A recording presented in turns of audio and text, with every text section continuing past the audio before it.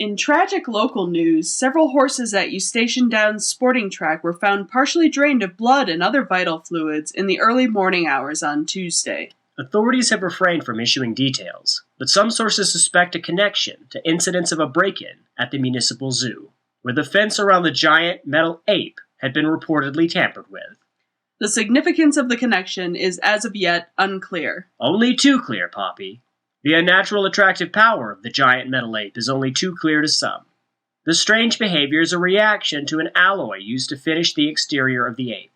The effects of contact include euphoria, sweating, uncouth speech, and worse. Almost as soon as you touch it, the thirst for the life force of any living being is impossible to subdue. It sounds like you know quite a lot about this ape, Doug. Were you not once young yourself, Poppy? In another time. Indeed. So if I may, I will leave a personal message to the youth watching our program at home. Avoid the ape.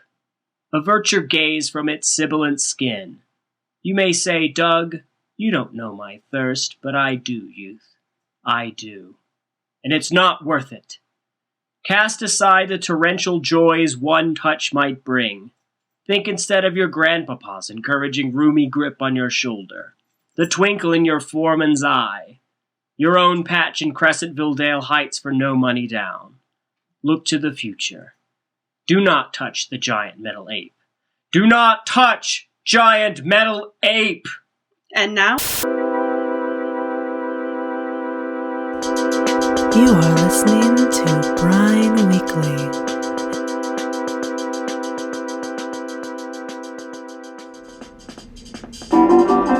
From KJZZ, this is the New Street Journal Week in Review. I'm Kathy Fisher. And I'm Zach Beauvais. And here are this week's top stories. Investors on the lookout for new valuable commodities are buzzing about the latest up-and-coming precious material, diamonds. Though these carbon-based stones are often small, experts say they may actually be worth a substantial amount of money. T. Wentworth Moneyton III, an investor at Bain & Company, is very enthusiastic about the value of diamonds. I think diamonds may even be the next gold, in that they'll be thought of as standards of wealth and quality, Moneyton told reporters. Maybe even the next time someone steals your diamonds and brings you back some gold, you'll think, this guy's no angel. Medals are not the most coveted prize at this Olympics. That honor belongs to the famed feral dogs of Sochi, Russia. In an effort to reintroduce the Russian sports tradition of negative reinforcement, organizers for the Games assigned a stray dog to each Olympic competitor. At the conclusion of the opening ceremonies, each athlete was introduced to his or her new furry best friend and told that if they didn't win a medal, their dog would be put to sleep. Those dogs belonging to bronze medalists will only be maimed. As of today, the United States will be saving 27 puppies, followed by 26 for Russia and 24 for Canada. Facebook shook up the tech world this week with the announcement that they were planning on buying messaging startup WhatsApp for an unprecedented $16 billion. For industry insiders, though, this is not a big surprise, as Facebook has a storied history of paying far more for things than anyone else ever would. Reportedly, the monthly budget for toilet paper at Facebook's corporate headquarters can often exceed $300 million. Each pair of Facebook-branded sunglasses given out at college career fairs costs an estimated $2,600. And Mark Zuckerberg alone is often said to pay upwards of $750 for a small-size movie theater popcorn. This week, Libyans elected a 60-member panel to draft its new constitution. Brine Weekly reached out to one of the drafters-elect, who's quoted as saying, "Oh shit, that was for real?" And now a word from our sponsors. Come on down to the grand opening of the Bass Pro Shop Superstore in Memphis, Tennessee. We've got everything you need, no matter what kind of fishing you fancy. Fly fishing, pole fishing, ice fishing, sit-down style, pursuit, aerial, deep sea, tickling, violent, or pornographic. Check out our amazing selection. And we'll make it worth the trip. The Memphis Bass Pro Shop Superstore also features a 20-lane bowling alley and a 3-screen IMAX movie theater. That's the Bass Pro Shop Superstore, inside the pyramid. This has been the New Street Journal Week in Review. Join us next week for more of the information you require. 2 years ago, a 32-year-old accountant from Indianapolis started down a road never before traveled by humans. My name is Jenny Simmons, and I'm going to be the first person to undergo a complete skull transplant. Like many Americans, dissatisfied with her appearance and plagued by a persistent feeling of not belonging in her own skin, Jenny resolved to put everything on the line for the sake of changing how she looked. Today, we bring you part 1 of our story on this long, and at times, frankly, super gross process. On a blustery afternoon in late November 2011, Jenny meets with her doctor to tackle a major challenge of the skull transplant process, designing her new skull. Famed experimental plastic surgeon Dr. Robert Guarev plans to use cutting-edge rendering software to create a digital model of Jenny's new skull, which will later be 3D printed using the same technology that brings us replacement Legos and unreliable DIY firearms. Alright, Jenny, I was thinking we might want to start with a skull based on someone you want to look like. Are you into cheekbones? There's an Angelina Jolie skull we could work with.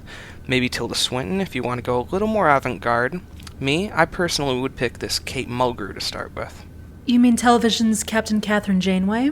A great face. Classy, strong, commanding, with just the right amount of feminine sensuality. No, I don't think that's for me. Anyway, I don't want someone else's skull. I want to make my own skull. Is there a mouse or a pen or something for this thing? How do I just draw directly in the program? Well, yeah, there's a stylus you can use if you want to make little changes, but it's not really meant for... I mean, do you have any experience with 3D rendering? Not really, but how hard can it be?